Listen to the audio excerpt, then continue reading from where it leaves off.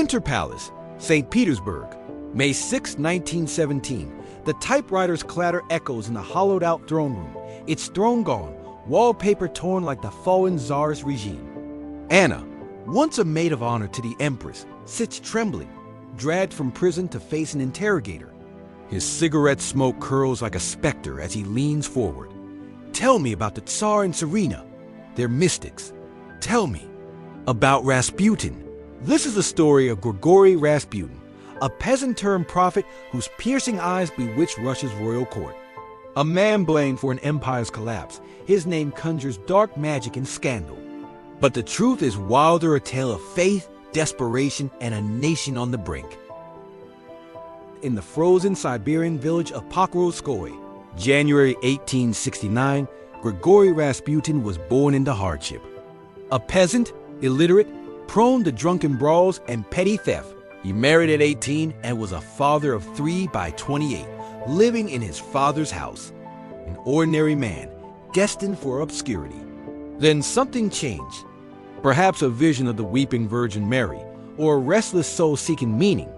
In 1897, Rasputin trekked to the monastery of St. Nicholas, studying under a a holy elder steeped in prayer. He learned to read but rejected monastic life, choosing the open road as a wandering pilgrim, a path many in 19th century Russia took for spiritual enlightenment. Picture him, a tall, bearded figure trudging through snow, his unwashed shirt clinging for a year, visiting shrines, dodging bandits. He claimed to have walked to Mount Athos, in Greece, a grueling journey. His gray-green eyes began to burn with intensity, reading strangers' hearts in a glance. By 1904, back in Pokrovskoye, he led a prayer group in a friend's root cellar, his ecstatic chants drawing devotees. But whispers of heresy followed. A local priest linked him to the Klisti, a sect notorious for frenzied rituals. Yet Rasputin's fame grew, and church allies sent him to St. Petersburg with a letter of introduction, thrusting him into the capital's glittering world. In 1904, St. Petersburg was a city of contrast, opulent palaces beside slums, orthodoxy mingling with occult fads. The aristocracy chased mystics and mediums. Rasputin, raw and unpolished, was a sensation. His rough hands, direct speech, and unwavering gaze carried Russia's heartland. He spoke of God with fire, touching aristocrats, especially women, in a scandalous, magnetic way. He joined Archbishop Theophan's circle of firebrand preachers, outshining them all. In 1905, he met Tsar Nicholas II and Serena Alexandra, a couple desperate for a miracle. Their son, Tsarevich Alexei, held the key to their dynasty and their darkest secret. Peterhof Palace, fall 1907, a scream pierces the royal apartments. 3-year-old Alexei rise, his legs swollen from a fall. The royal secret. Alexei has hemophilia, a bruise can kill. Doctor's aspirin worsens his bleeding. Alexandra, frantic, send for Rasputin. The Romanovs were under siege. Nicholas, an autocrat, faced a nation reeling from the 1905 revolution, which forced a Duma and press freedoms. Alexandra, a German princess with social anxiety, was vilified as aloof, her heritage fueling anti-German sentiment. Their 4 daughters couldn't inherit, and Alexei's illness was a dagger to their hopes. Isolated, hounded by gossip, they turned to mystics. Rasputin knelt by Alexei's bed, prayed, and made the sign of the cross. "Your pain will fade," he told the boy. "God will heal you." And possibly, Alexei slept. The bleeding stopped. By morning, he was sitting up, fever gone. Was it divine intervention? Did Rasputin dismiss harmful aspirin? Or did his calm suit Alexandra's panic, easing Alexei's stress? To the Romanovs, Rasputin was a godsend. He became their confidant, praying with their children, dining in their quarters, a peasant in the palace's heart. To the children, a kind uncle. To Alexandra, a spiritual anchor. Outside, Rasputin was a demon. His intimacy with the Romanovs sparked rumors, affairs with Alexandra, ties to the Klisti.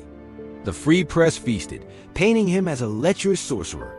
Former allies turned Archbishop Theophan decried his corruption. Bishop Hermogenes called him a demon. Only the unhinged monk Iliador stood by him, though his conspiracies didn't help. In 1911, Hermogenes and Iliador confronted Rasputin, demanding he abandon the court. He admitted to lustful sex workers, affairs with followers, but whether he swore to leave is unclear. If he did, he lied. Iliador, feeling betrayed, claimed Rasputin controlled Alexandria. As Theophan and others were exiled, the public saw Rasputin's hand, though their punishment stemmed from their own actions. Nicholas dismissed investigations as private. Instead of cutting ties, he sent Rasputin on a pilgrimage to the Holy Land to restore his image. It failed. To the public, Rasputin was a puppet master.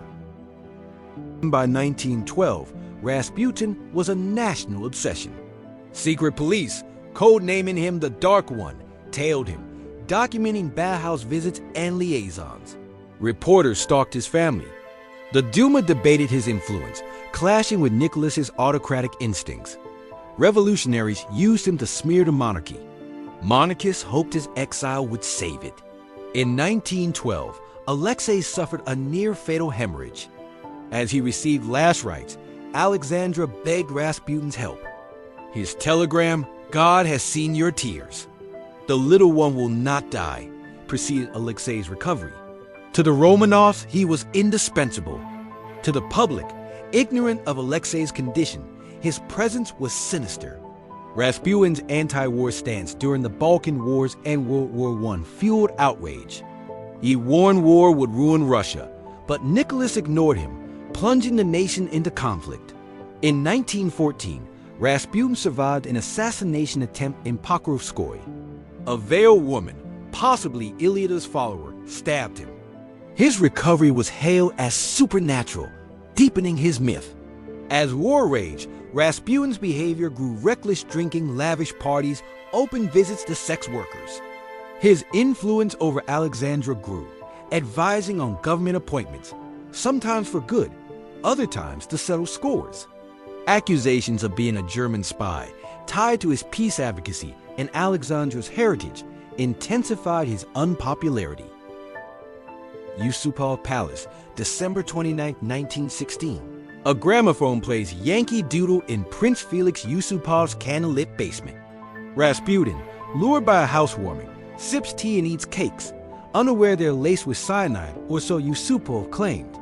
Joined by Vladimir Purishkevich and Grand Duke Dmitry Pavlovich, Yusupov shoots Rasputin when the poison fails. They fake his return home, but when moving the body, Rasputin stirs, clawing at Yusupov and fleeing into the snow. Dmitry fires 2 shots, one through the forehead, and they dump the body into the icy Neva River. Yusupov's dramatic account is dubious. No poison was found, and the conspirators were amateurs.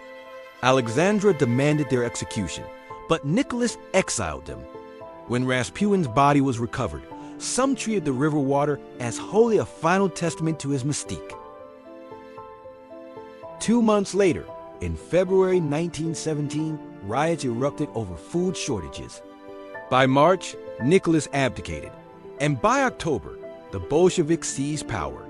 Rasputin didn't cause Russia's collapse, war, hunger, and an inflexible aristocracy did, but he was a lightning rod, a symbol of the monarchy's flaws. His image, shaped by enemies like Iliador and Yusupov, became a caricature, a sorcerer who doomed the dynasty. Rasputin's story is a warning. History is chaotic, woven by biased voices. The real Rasputin, a flawed, charismatic healer, was buried under a myth that served those needing a scapegoat.